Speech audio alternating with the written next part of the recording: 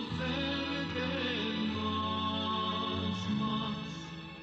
Quiero conocerte más. Quiero conocerte más. Estudios. Y aquí, antes de presentarles lo que implica esta nueva serie de temas en Cristo, quiero hacer dos confesiones. La primera es que estaba yo inquieto desde hace tiempo de presentar algo que tuviera que ver con la personalidad de Cristo, pero también con la personalidad de nosotros.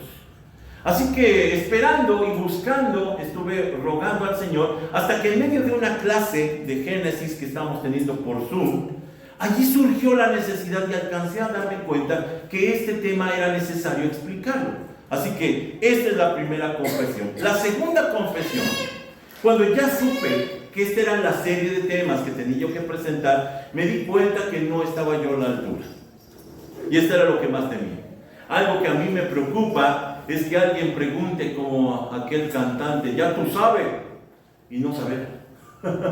Así que yo pedí al Señor, bueno, si tú me estás llevando hacia esto, tú tienes que responder acerca de estos temas que son necesarios para la vida cristiana. Ya verán por qué estamos hablando de esto. Y aquí fue sorprendente lo que sucedió. Porque pasó en un momento dado, en esta semana, cuando estando trabajando en toda esta serie, de pronto me encontré con que los temas surgían de forma natural y escribí 4 sermones en una semana. Nunca había sucedido algo así, nunca. Lo cual entonces yo tengo que denunciar que solo la explicación es que Dios lo puso en mi corazón. No hay otra explicación. Cuando yo reviso todo esto, yo digo, esto no es mío, esto viene directamente de Dios. Así que yo espero que con esto estemos cumpliendo con un propósito de Dios, que equipare a la iglesia, que bendiga a los creyentes y nos explique de mejor forma lo que somos en Cristo. Voy a comenzar con la lectura de la palabra de Dios en 1 Corintios capítulo 1, los versículos 18 al 31. Si tienen su Biblia, sígame con su mirada, si no, aquí va a estar proyectada también la escritura, que dice de esta manera. El mensaje de la cruz es una ridiculez para los que van rumbo a la destrucción. Pero nosotros que vamos en camino a la salvación, sabemos que es el poder mismo de Dios. Como dicen las escrituras, destruiré la sabiduría de los sabios y desecharé la inteligencia de los inteligentes. Así que, ¿dónde deja eso a los filósofos, a los estudiosos y a los especialistas en debates de este mundo? Dios ha hecho que la sabiduría de este mundo parezca una ridiculez, ya que Dios en su sabiduría se aseguró de que el mundo nunca lo conociera por medio de la sabiduría humana. Usó nuestra predicación ridícula para salvar a los que creen. Es ridícula para los judíos que piden señales del cielo, y es ridícula para los griegos que buscan la sabiduría humana. Entonces, cuando predicamos que Cristo fue crucificado, los judíos se ofenden y los gentiles dicen que son puras tonterías.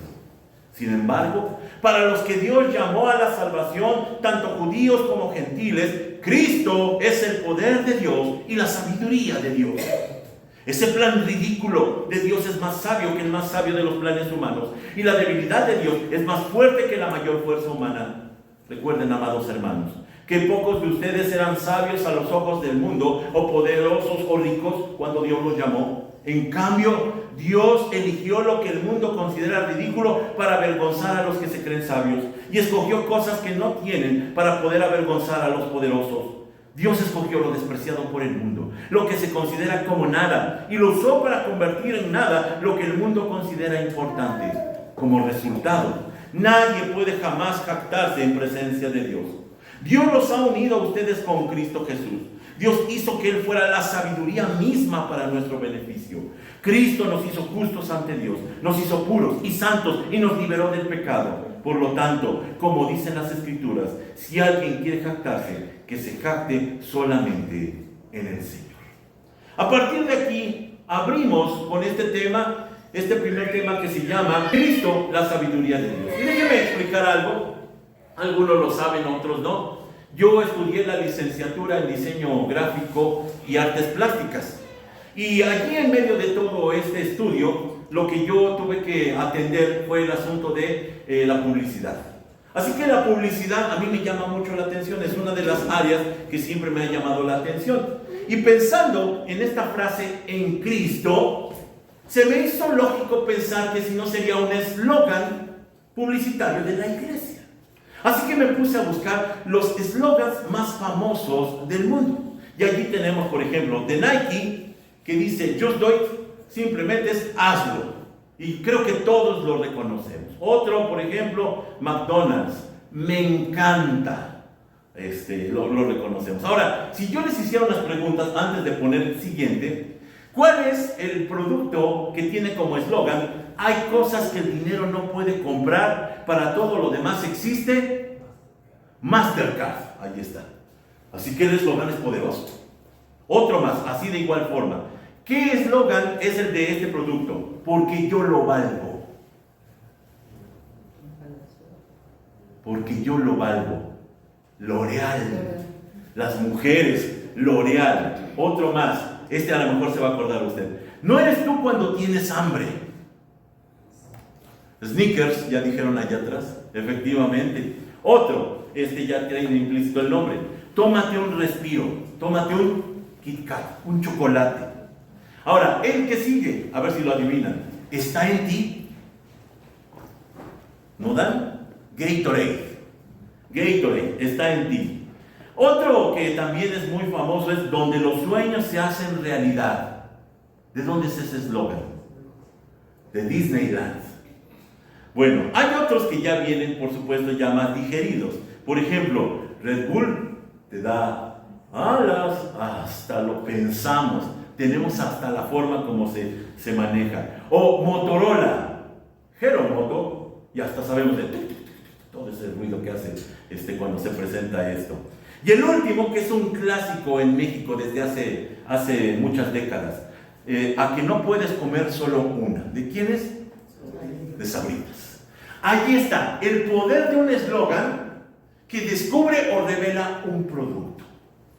Buscando entre mis archivos, encontré la definición de lo que es un eslogan. Un eslogan es una frase breve y memorable que se usa en publicidad, propaganda o marketing para representar una marca, un producto o causa. Su objetivo es captar la atención, comunicar los valores clave de una empresa y distinguirla de la competencia, creando un vínculo emocional con la audiencia. Los eslogans están allí para facilitarnos el recordar el producto.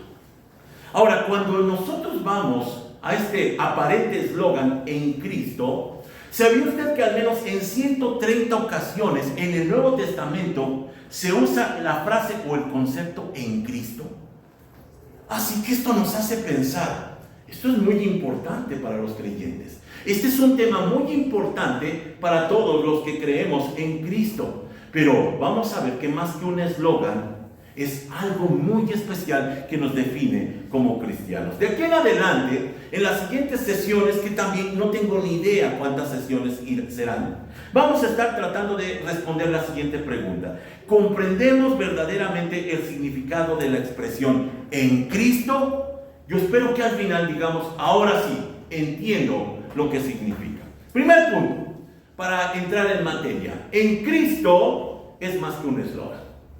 Esto lo vamos a comprobar. Y es que desafortunadamente estamos hechos de modas. Ahora las modas cristianas, por ejemplo, de pronto se anuncia el congreso de avivamiento. Es un eslogan.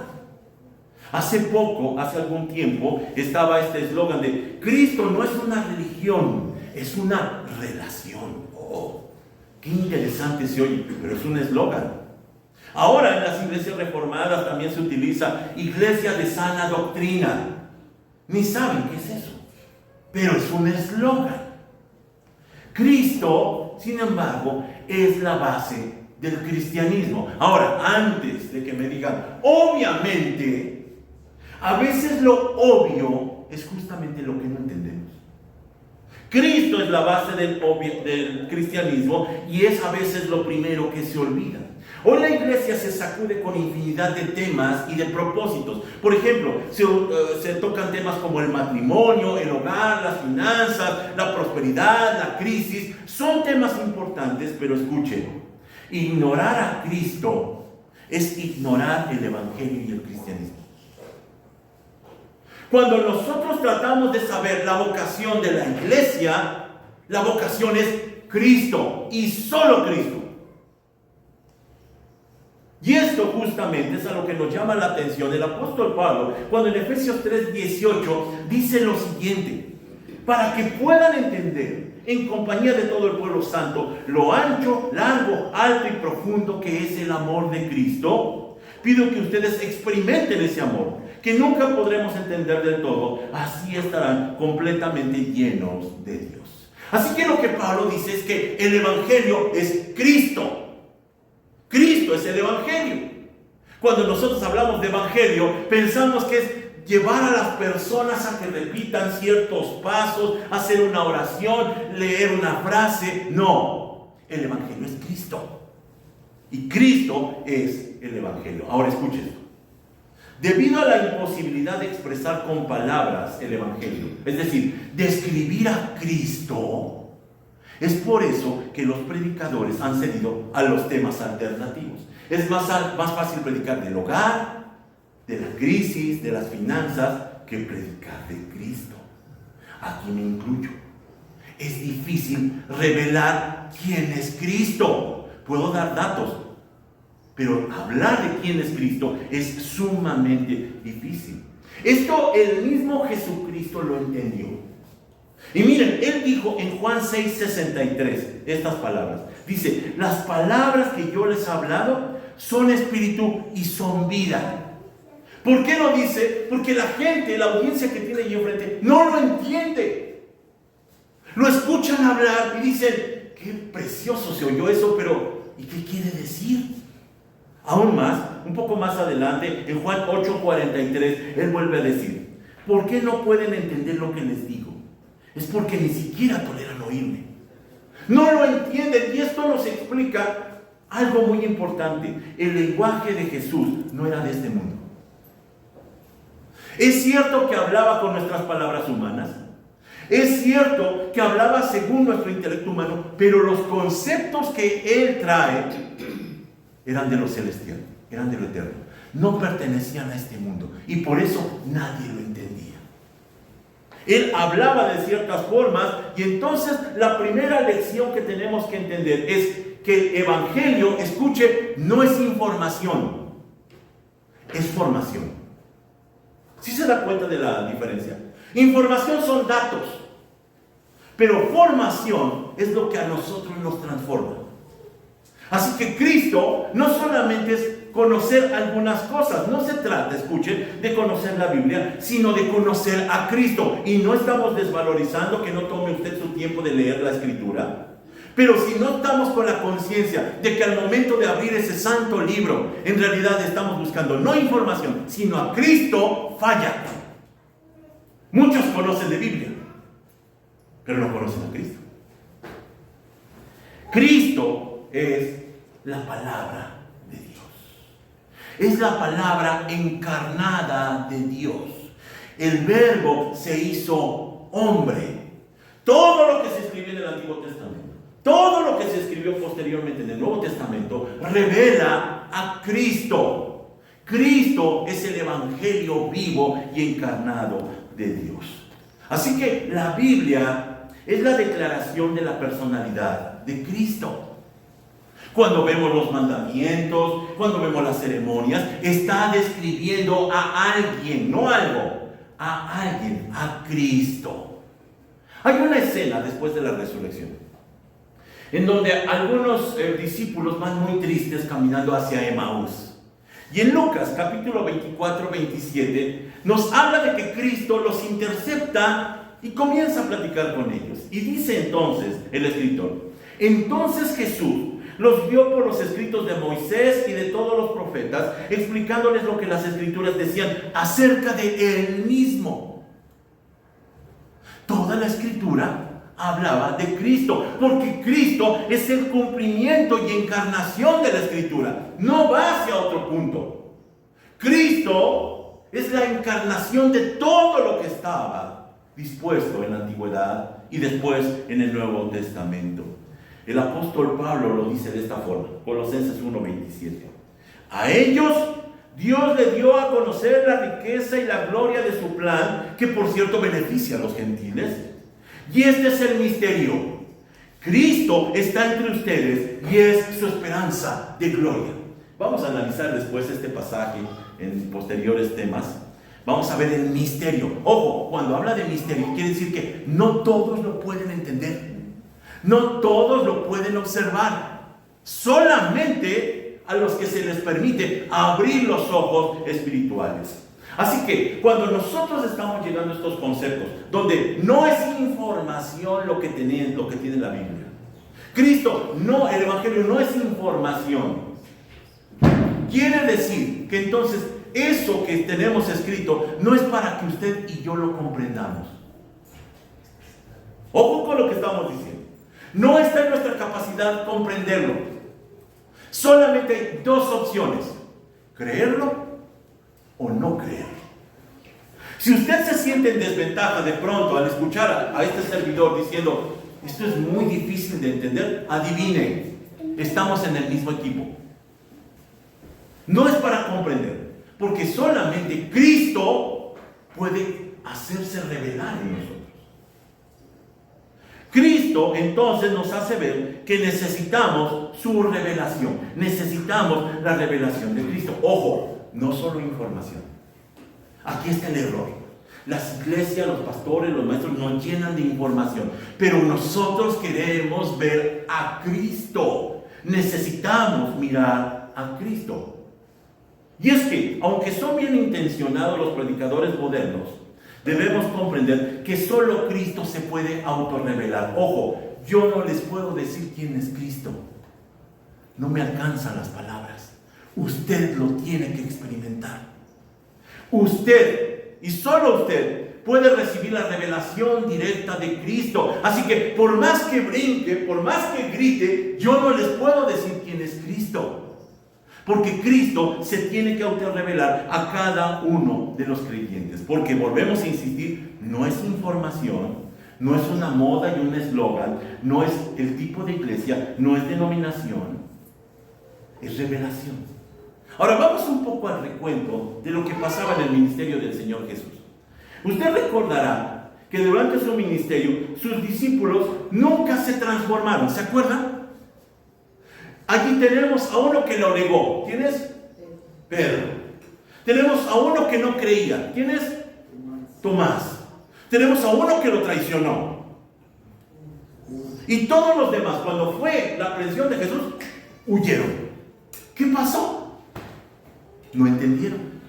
Y tuvieron al mejor de los maestros. No entendieron. ¿Cuándo comprendieron todo? Cuando Jesús murió, resucitó y vino el Espíritu Santo. Allí fue cuando se abrieron sus ojos y entonces empezaron a entender. Y aquí vemos una analogía que también es de los temas que vamos a desarrollar, de nacer del agua y del Espíritu. ¿Se acuerdan de esa plática rarísima con Nicodemo? Allí en esa noche le dice el Señor Jesús, te es necesario nacer de nuevo. Y es necesario que nazcas del agua y del Espíritu. Y esos dos símbolos, agua y Espíritu, son símbolos de la muerte y resurrección. Es decir, no vas a entender, Nicodemo. No van a entender los discípulos hasta que yo muera y resucite. Y hasta que venga el Espíritu Santo. Así que tenemos que entender lo siguiente. El antiguo pacto, lo que usted tiene en sus Biblias y que dice Antiguo Testamento, solamente es información. Hablaba del que tendría que venir, de Cristo, pero no lo pueden describir. Pero hay un cambio muy notable cuando empieza el Nuevo Testamento. Empieza describiendo cosas que de pronto uno dice, como lo que acabamos de leer en 1 Corintios 1, que decimos, a ver, espérame, no entendí muy bien, porque allí ya no es información, es transformación. Es transformación porque ahora el creyente tiene a Cristo, Cristo en nosotros o nosotros en Cristo. Regreso nuevamente al tiempo cuando el Señor Jesús está trabajando en esta labor de discipular. Jesús mismo evadió la claridad de información. Cuando les hablaba a sus discípulos, cuando les hablaba a la audiencia, él mismo sabía que no lo iban a entender, porque la mente natural no comprende las cosas del Espíritu, porque para él, dice el apóstol Pablo, son locura. Así que lo escuchaban, tal vez se embelezaban un momento, pero decían, pues qué bonito, pero quién sabe qué quería decir. Igual cuando nosotros estamos platicándole a una persona que nunca ha tenido contacto con Cristo y dicen, pues se oye muy bonito, qué bonito, decía por ahí una persona, qué bonito, pero no lo entienden. Así que Jesús mismo evadía decirles ciertas verdades. Cuando los discípulos le cuestionan y dicen, a ver Señor, ¿por qué les hablas en parábolas? Él responde lo siguiente en Marcos 4, 11 y 12. Él contestó, a ustedes se les permite entender el secreto del reino de Dios. Y por cierto que ni lo entendieron. Pero utilizo parábolas para hablarles a los de afuera, para que se cumplan las escrituras. Cuando ellos vean lo que hago, no aprenderán nada. Cuando oigan lo que digo, no entenderán. De lo contrario, se volverían a mí y serían perdonados. ¿Por qué? ¿Por qué tratarlos así? La respuesta es, porque Cristo no vino como maestro. No vino a darnos información que cura. No vino a enseñar. Esa no es su labor. Él vino a entregar su vida. Aquí está lo malo, cuando nosotros queremos situar a Jesús como el mejor de los maestros, y lo es, pero no puede entender el ser humano lo que habla, porque son cosas elevadas, fuera de este mundo. Solamente Cristo se puede revelar. Así lo dijo el Señor mismo en Marcos 10:45, que vino para dar su vida, porque el Hijo del Hombre no vino ¿para qué? Para ser servido, sino para servir y para dar su vida en rescate por muchos. Así que, tratando de redondear un poco lo que acabamos de decir, el Evangelio es más que un eslogan. ¿Se da cuenta? El Evangelio no es información o no es tampoco solución temporal para nuestros problemas. Déjenme insistir un poco más en esto, porque aquí está el malentendido que nosotros tenemos del Evangelio. Es cierto que cuando llegan las personas a escuchar la palabra, hay cierta transformación. Un hogar que se estaba dividiendo volvió a reconciliarse. Una persona que estaba en el vicio se vuelve al camino. Hay ciertas transformaciones, pero escuche esto. Cristo no vino a dar paracetamol para su dolor. A Cristo no le importa tanto eso terrenal que usted está viviendo, porque Él vino a otra cosa. Vino a dar su vida para cambiar todas las cosas. Vino a entregar su vida para que nosotros tengamos vida y vida en abundancia. Aquí está el malentendido. Y Él mismo habló de eso cuando, por ejemplo, después de que alimentó a los 5,000, ¿se acuerda? Él alimentó a los 5,000 y dicen los estudiosos que no pudieron haber sido solamente 5,000, porque hablaba solamente 5,000 hombres, pero allí estaban las mujeres, allí estaban los hijos. Hablamos de una población de 25,000 personas. Ellos emocionados lo empiezan a perseguir. Incluso se van del otro lado del lago y regresan y lo empiezan a perseguir hasta que Jesús los detiene y les dice, a ver, les digo la verdad, ustedes quieren estar conmigo porque les di de comer.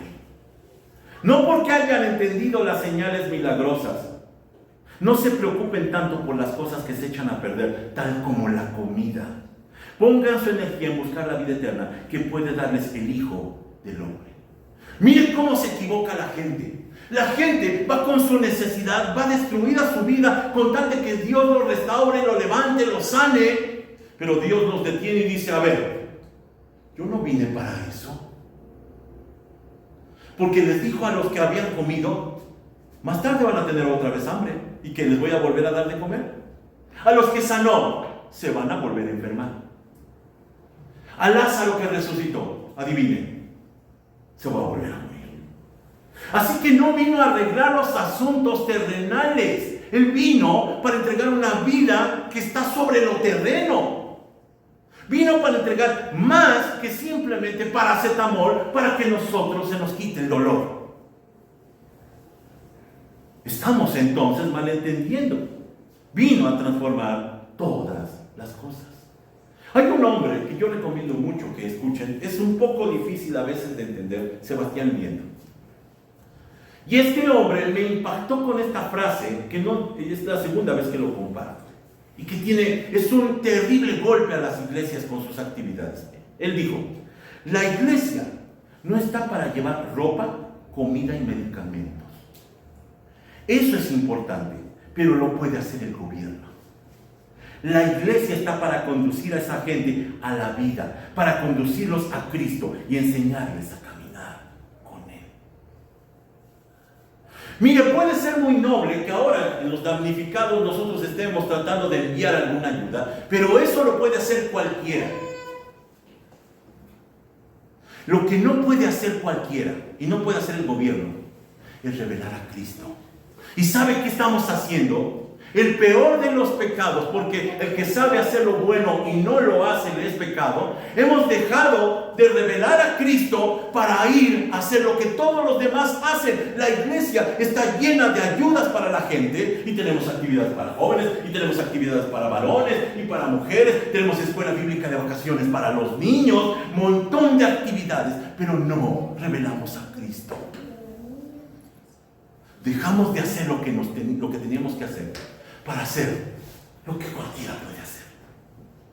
Estamos malentendiendo. Una pregunta para ellos que seguían a Jesús. ¿Por qué seguían a Jesús? Creo que ya tenemos la respuesta, ¿no? Ahora, en nuestra actualidad, ¿por qué seguimos nosotros a Jesús? ¿Por qué las iglesias se llenan de pronto? ¿Sabe por qué? Porque buscan que Jesús les solucione sus problemas.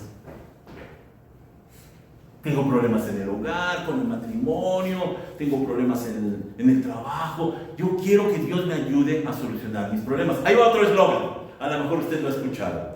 Dios tiene grandes planes para tu vida. Decimos, perfecto, yo también tengo grandes planes para mi vida.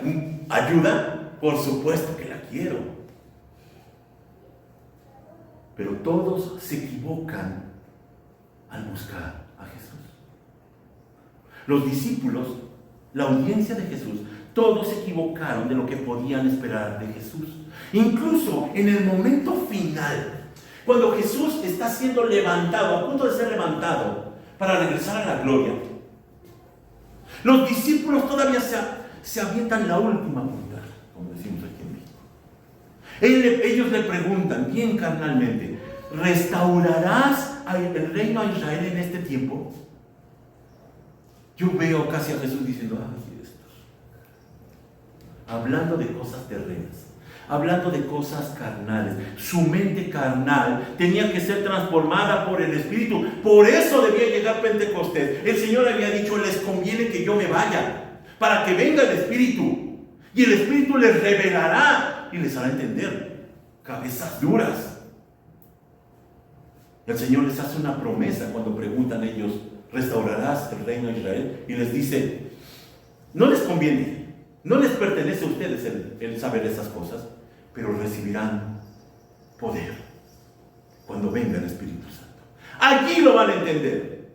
Por el momento solamente tenían información y así está nuestro problema. Nuestras iglesias tienen información, pero no tenemos revelación. No sabemos quién es Cristo. Así la iglesia, desafortunadamente, sigue ofreciendo carnalidad y terrenalidad. Sí, escuche, las iglesias seguimos ofreciendo dádivas terrenas y por eso, escuche, no hay transformaciones. La persona que recién acaba de salir de un problema va y se mete a otro problema. Acaba de ser restaurado su matrimonio y va y vuelve a lo mismo. No son transformados porque solamente tienen transformación. Esto nos demuestra que los milagros de Jesús fueron un eslogan malentendido. Escuche esto. Los milagros de Jesús fueron un eslogan malentendido para esa generación. Porque la pregunta es, ¿cuántos de esos beneficiados estuvieron con Jesús en la cruz? Nadie. Ni siquiera sus discípulos. Lo malentendieron. Los milagros hablaban y señalaban a Cristo, pero ellos no lo comprendían, porque no está en nuestra mente natural. No es un asunto de que no entienda con esta mente que tengo. Necesito la mente de Cristo. Déjeme regresar a otro punto, en donde yo estaba diciendo acerca de esta vocación que tenía de la publicidad. La mercadotecnia. ¿Sabía usted que posiblemente mi hermano Eliel lo sepa, ¿sabía usted que para poder vender un producto debemos hacernos algunas preguntas? Y cuando menos eran dos. Una tercera es terrible. Uno, ¿qué necesitan las personas? Necesitábamos preguntarnos, ¿qué necesitan las personas para yo ofrecerles ese servicio, para yo darles ese producto? La segunda pregunta, ¿qué creen que necesitan? Para nosotros dárselo. Pero la tercera es más perversa y en esta trabaja el mundo. ¿Qué les podemos hacer creer que necesitan? Necesitan un auto, necesitan la marca, lo que habíamos visto al principio. Ni lo necesitamos. Pero yo digo, yo quiero el iPhone 16 Pro Max. No lo necesito, pero lo quiero. Porque viene de una mercadotecnia que me hacen creer que lo necesito. Ahora, las iglesias también trabajan así. Vamos a hacerles creer que necesitan algo para que vengan a esta iglesia. Y en esta iglesia ofrecemos esto. Posiblemente mis hermanos aguas que en este día nos están visitando se pregunten, ¿por qué no hay gente? ¿Por qué la gente de pronto nos visita y se va? Les respondo, ¿por qué? Porque no encuentran lo que esperaban. Porque soy necio. Y yo digo que lo único que voy a ofrecer es palabra de Dios. Nada más. Y se van a buscar a donde sí se los puedan dar. Ahora, cuando estamos hablando de este asunto de la mercadotecnia, aquí hay dos factores muy importantes. Uno, necesitan un engañador y necesitan uno que quiera ser engañado. Y sí existen quien quiera ser engañado. Verdaderamente la gente busca a Dios. Miren cómo ahora en las iglesias encontramos lo que yo denominaría el cristianismo fantástico. El cristianismo que vende. Por ejemplo, donde se tocan temas como la marca del anticristo. Va a ser un chip que va a ser implantado. Y allí está la gente. Yo quiero saber.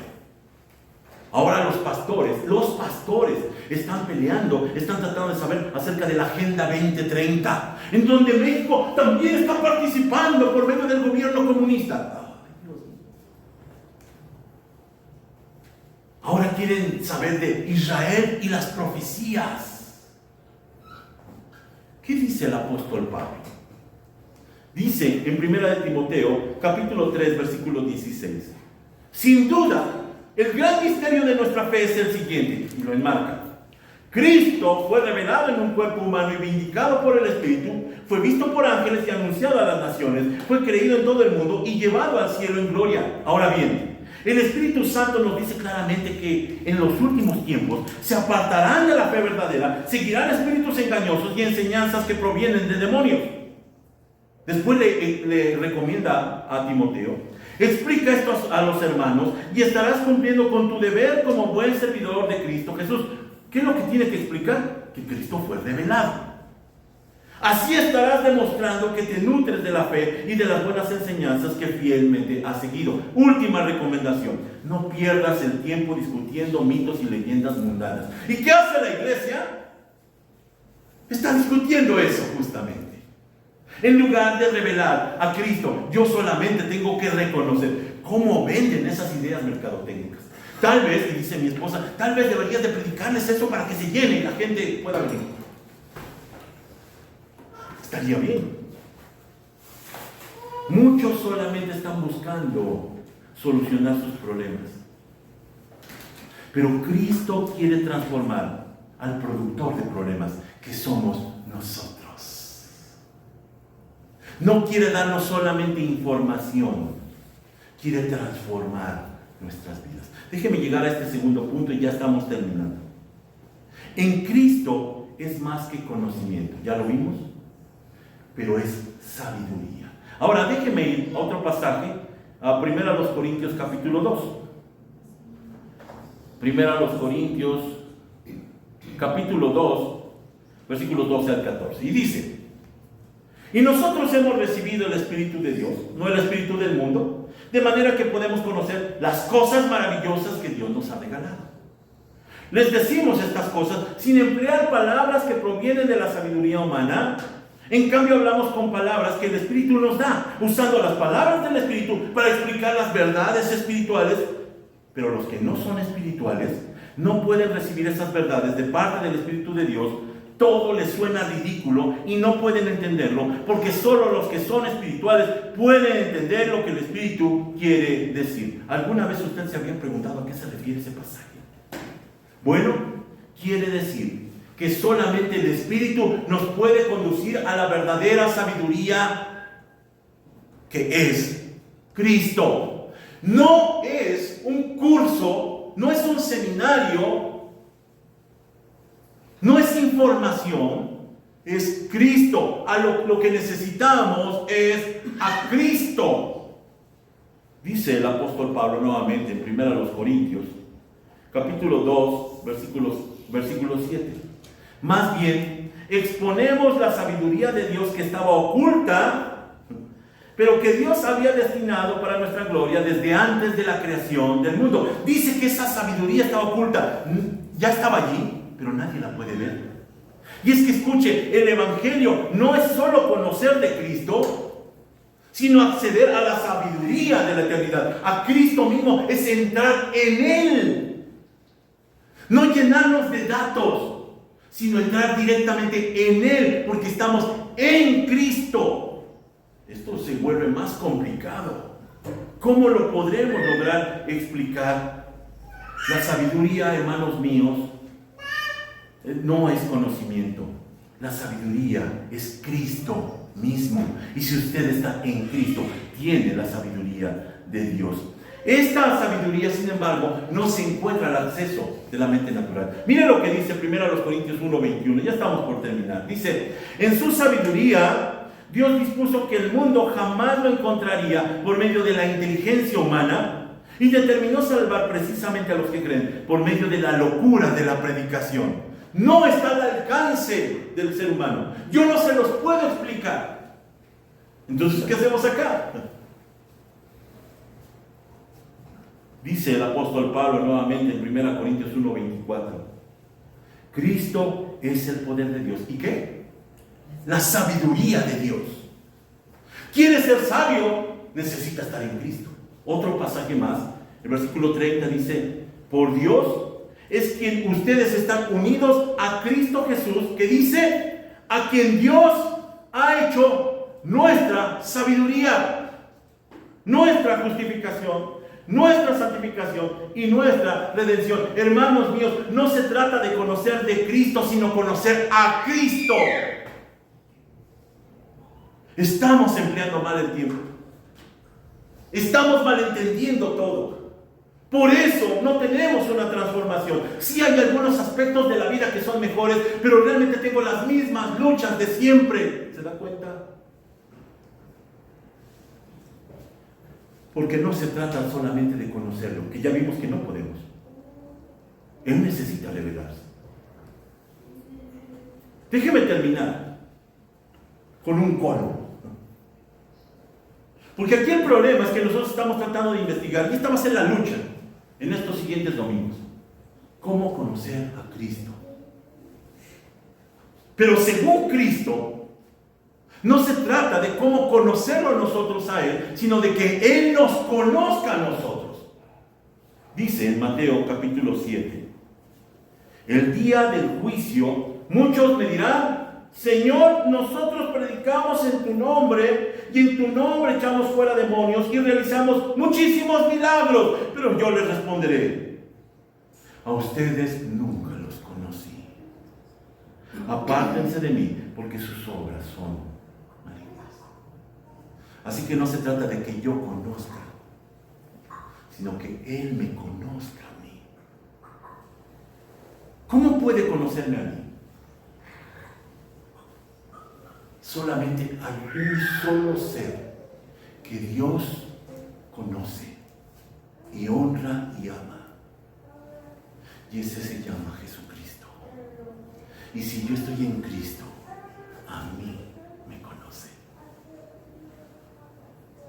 Con esto, obviamente, que es el tema introductorio, les estoy proponiendo, vamos a analizar juntos lo que significa estar en Cristo, porque parece que lo hemos malentendido. Concluyo entonces, en Cristo es el gran plan de redención de la eternidad. No es información, no es un eslogan, es mucho más de lo que hasta el momento nosotros entendemos. Así que les invito a iniciar esta aventura. Padre, te agradecemos por esta oportunidad que tenemos, Señor, de buscar a ciegas, si es posible, a tientas, aquello que tú eres, pero que no lograremos si tu Espíritu Santo no nos muestra a Cristo. Así que abre nuestros ojos y nuestro corazón para que nosotros captemos el tamaño del amor de Cristo para beneficiarnos de Él. Transfórmanos, Señor. Lo rogamos en el nombre de Jesús.